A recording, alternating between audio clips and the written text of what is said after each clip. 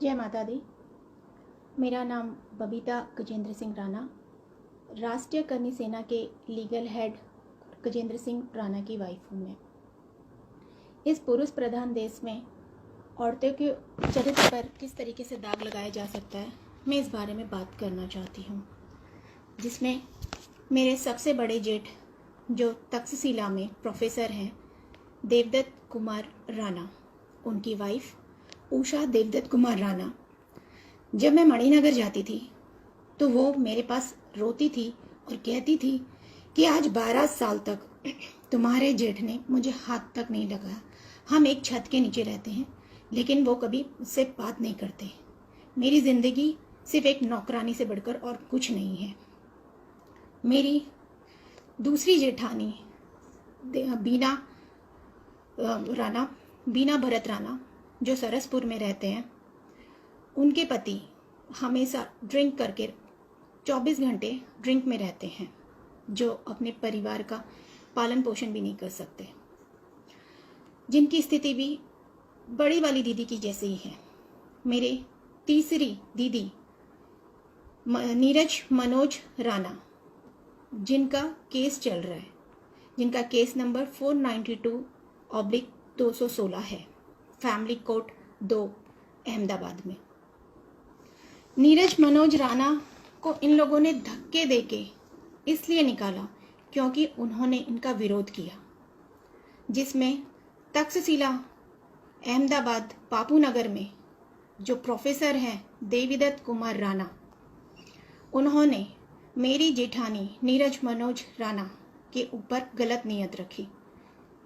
Professor कौन होते हैं? समाज के सेवक, ज्ञान का सागर, जो बच्चों में ज्ञान बांटते हैं, उनको समाज की जानकारी देते हैं। उन्होंने ही, देवदत्त कुमार राणा ने, मेरी जेठानी, जिन्होंने मुझे खुद ये बात बताई है कि उनके ऊपर गलत नीयत रखी, उनके साथ गलत हरकत की। उनके इसमें शामिल मेरे पति गजेंद्र सिंह राणा भी थे। बदतमीजियाँ की, जिसकी जानकारी उन्होंने हमारी सास विमला देवी को दी, और विमला देवी हमारी सास ने उनको ये कह के चुप करा दिया कि हम राजपूत हैं, छतरानी हैं, घर की बात घर के अंदर रहनी चाहिए, और राजपूतों में तो ये सब चलता है। आप चाहें तो इसकी जानकारी नीरज मनोज राणा से ले सकते हैं, जो जयपुर में अपनी बच्ची के साथ रहती हैं और उसका पालन पोषण करती हैं अपने खुद के दम पे। मेरी दीदी यानी कि गजेंद्र सिंह राणा की पहली वाइफ मधु गजेंद्र सिंह राणा, उनके साथ वही हुआ जो मेरे साथ हुआ करता था। उन्होंने गजेंद्र सिंह राणा के लव लेटर पकड़े, उनकी अश्लील हरकतों को खुद से देखा, उन्होंने इस चीज़ का विरोध किया। जब इस चीज़ का उन्होंने विरोध किया तो उनके साथ मार पिटाई की गई, उनको धक्के देकर घर से निकाल दिया गया, जैसे नीरज मनोज राणा को धक्के देके निकाल दिया गया सबने मिलकर। मधु गजेंद्र सिंह राणा, इनका भी केस चल रहा था।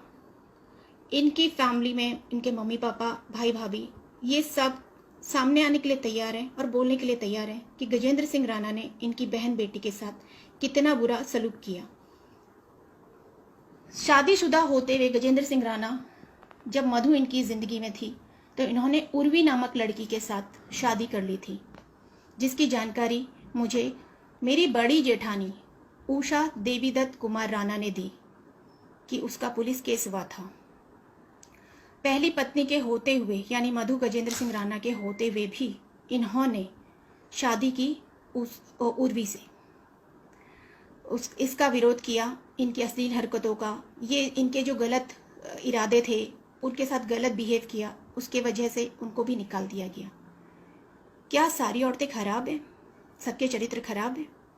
फिर इन्होंने मेरे से शादी की 11 फरवरी 2019 को। ये एक वकील हैं, मेरा इनके पास केस गया था। इन्होंने मेरे साथ भी वही सब किया जो मधु गजेंद्र सिंह राणा के साथ हुआ करता था। इनकी अय्यासियाँ जो मैंने भी पकड़ी हैं, इसमें से तो एक अनुराधा नया ही केस है, कमज़ोर बेबस औरतों को लेके उनके ऊपर इनको ज़रूरत से ज़्यादा दया आती है, उनका फ़ायदा उठाना चाहते हैं। उस लड़की ने अपना केस वापस क्यों लिया? सिर्फ इस वजह से ना कि इसने उनको फ़ोन किया कि चलो रात को 11 बजे हम और तुम वापिस जाते हैं, और उसके सेकंड डे ही अनुराधा ने अपना केस इनसे वापस ले लिया। वो बेचारी तो पहले से ही पीड़ित थी, उस पर रेप केस था, और उसके पीड़िता पे रेप केस होने के बावजूद भी तुम्हारे पास दुखी हो के आई थी ना, फिर भी तुम उसका इस्तेमाल करना चाहते थे। एक स्त्री का रेप हुआ है, इसका मतलब ये नहीं कि वो पब्लिक प्रॉपर्टी बन जाए और समाज उसका इस्तेमाल करे। मुझे लगा ये इतने नीच नहीं होंगे, इतने गिरे हुए नहीं होंगे, लेकिन इन्होंने तो नीचता की पूरी हद ही पार कर दी। राष्ट्रीय करनी सेना के लीगल हेड हैं, जिसका ये गलत फ़ायदा उठाते हैं इस नाम को लेके, लेकिन ये राष्ट्रीय करनी सेना वालों को समझ में नहीं आता है। वो लोग भी उसी का ही साथ देते हैं, चाहे उसमें सुखदेव सिंह दादा हों या फिर राज शेखावत जी हों। ऐसे इंसान का बहिष्कार करने के बदले वो एक आरोपी का साथ देते हैं, और जो फरियादी है उसके ऊपर ही प्रताड़ना करते हैं, उसको तंग करते हैं मानसिक रूप से, हर तरीके से, कि किसी भी तरीके से वो मर जाए, बेबस हो जाए। इतना भी तंग किसी को नहीं करना चाहिए। मेरे पति में हर आदत है, हर नशा करते हैं। अगर आप चाहें तो उनकी मेडिकल करवा लीजिए, पता चल जाएगा कि वो क्या क्या नशा करते हैं। यहाँ तो मैं झूठ नहीं होंगी, जिनके बारे में जानकारी दी मेरे परिवार के बारे में, वहाँ तो झूठ नहीं होंगी। आप उन लोग क्या सच है और क्या झूठ, पानी का पानी सब हो जाएगा। ये लोग अपनी नीचता से बाज नहीं आए, तो इन्होंने मेरा गैस का कनेक्शन बंद कर दिया नीचे से। अब लाइट का कनेक्शन की बारी आएगी, फिर पानी के कनेक्शन की बारी आएगी।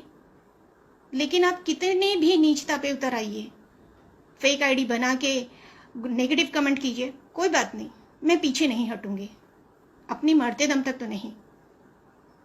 कट्टर राजपूत मैं भी हूँ, लेकिन आप लोगों जैसे नहीं। मतलब आप लोगों में मैं अपने पति गजेंद्र सिंह राणा की ही बात कर रही हूँ, जो राष्ट्रीय करनी सेना के लीगल हेड है।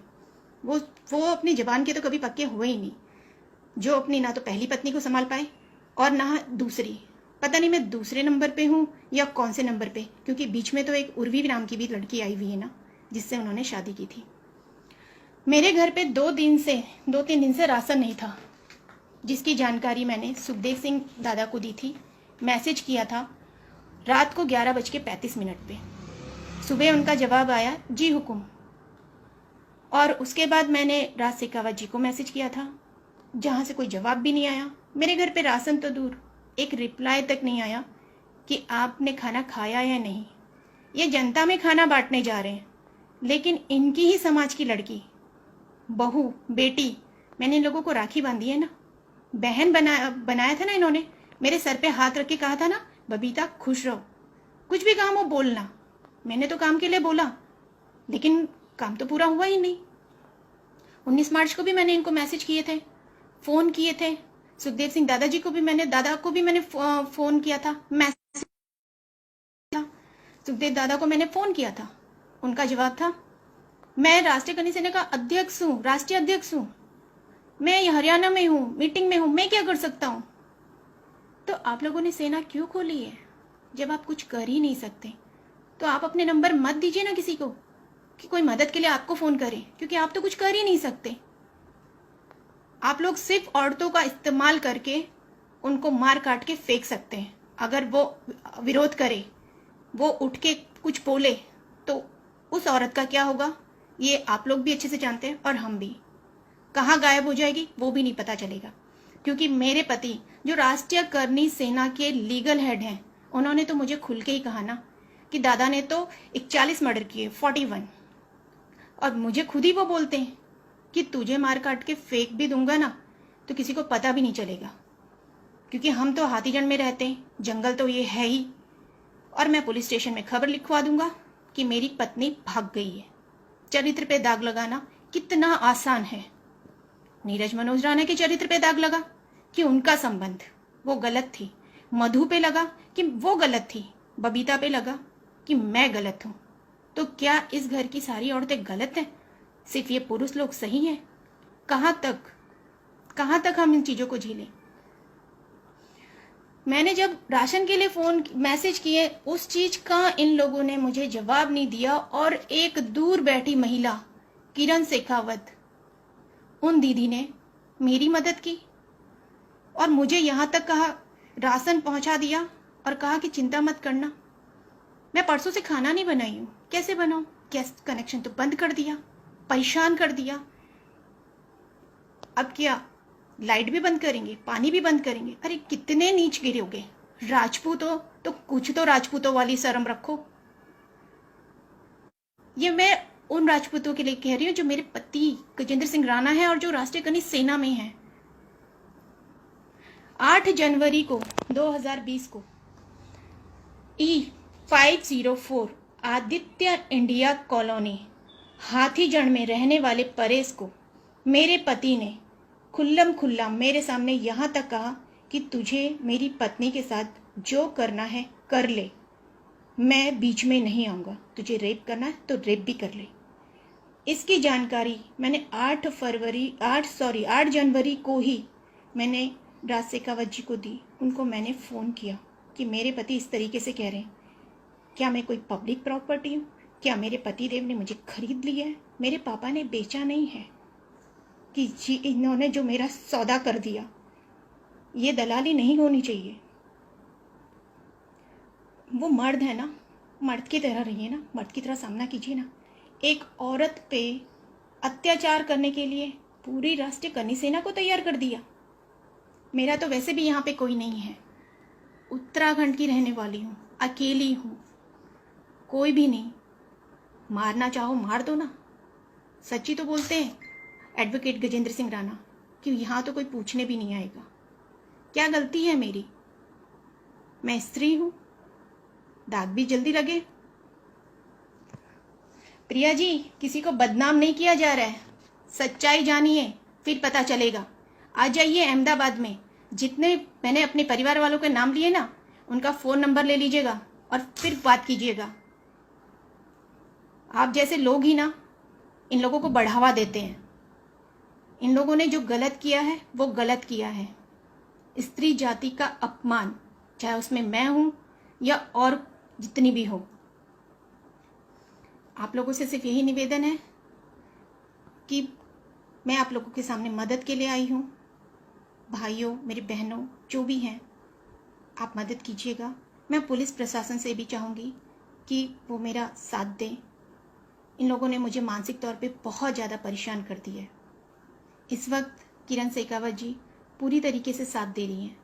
परसों भी इन्होंने 2 पुलिस वाले भेजे। जब दीदी ने पुलिस स्टेशन में फ़ोन किया तो पता चला वहाँ से किसी ने भेजा ही नहीं है। कल भी ये एक गाड़ी लेके आए थे GJ27CF075, उसमें 4-5 लड़के दरवाजा जो तोड़ रहे थे, जिसमें 100 नंबर पर फ़ोन किया। शेखावत जी ने लगातार पुलिस प्रशासन में बात करके मेरा साथ दिया, दूर बैठते हुए भी। मैं दीदी का धन्यवाद देना चाहूँगी। जो लोग भी मेरी मदद कर रहे हैं उन सबका धन्यवाद देना। और मैं जानती हूँ जो भी मदद कर रहे हैं उन लोगों को